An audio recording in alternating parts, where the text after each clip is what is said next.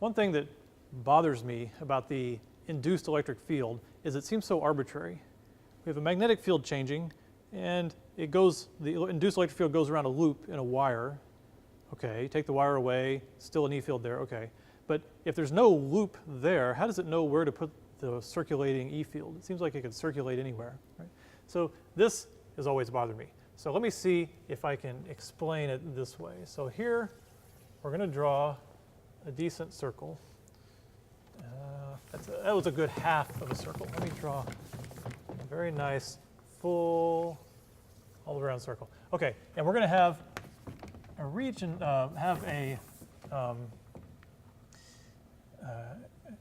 so inside the circle, there is a uniform B field, but it's varying in time. So like the case we did a minute ago, we don't have to worry about things moving. Let's just let the B field change in time. Okay? So the little X's are here. I don't want to draw them too dark because I have to draw a lot here. So magnetic field sticking in the plane of the board, just in the circular region, changing in time. Okay, we know that's going to induce a current. So if you're just looking at a textbook, it'll say, well, it'll induce an electric field. It'll say you're going to get loops of the electric field like this, right? And that's actually correct. That's what will happen. But it seems to me that I could say, now wait a minute. What if I wanted to put my imaginary loop right here? Would I get loops right there? That doesn't make any sense. And what if I wanted to put my imaginary loop here and here? What if I did two imaginary loops like that? What would happen? Well, I mean, it's a loop, and the B field is changing, so it must induce a current. So let's say it must create an E field like this, right? And this one would create an E field up, and this one would create an E field down, because this is also a loop. So what happens there? One loop predicts it goes up, one loop predicts it goes down. That's no good. And I could do the same thing here. I could put a loop down here, and it's got a circle around, and the top loop has an E field like that. The bottom loop has an E field like that. Well, that sort of answers the question.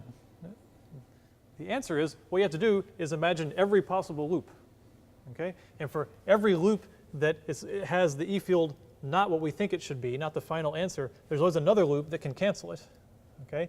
You don't get an E field pointing out like this, way out here, because we can imagine one loop like this and one loop like that, and it makes it cancel. So you can always find pairs of loops to cancel the field almost anywhere, doing anything, okay? Okay, so now it sounds like we can't have any field because we can always cancel the field, right? This is getting worse. I didn't make it better. I made it worse. Okay, let me make it better. What is the one loop that you can draw here that can't be canceled? The one loop you can draw where you can't draw another symmetric loop to cancel its E field is basically this one. The one that is a circle that is centered at the center of this uniform region. See? That one, I can say, okay, this makes an E field like that. I can't draw another symmetric one right next to it because it goes out of the region. If I do a little one that says, oh, it makes an E field like this, that's bad. Well, I can draw another one there. There's room. But if I do a nice big one centered on the origin and everything, I can't make another symmetric one to get rid of it. So it's by saying, let's add up every infinite possibility of all the loops that could fit in this circular region. Only these that are like this are the ones that actually will not end up being canceled by another loop. And these are the ones that make the E field as we predict, going around in a circle. So the reason has to do more with actually the symmetry of the shape of the B field region you consider.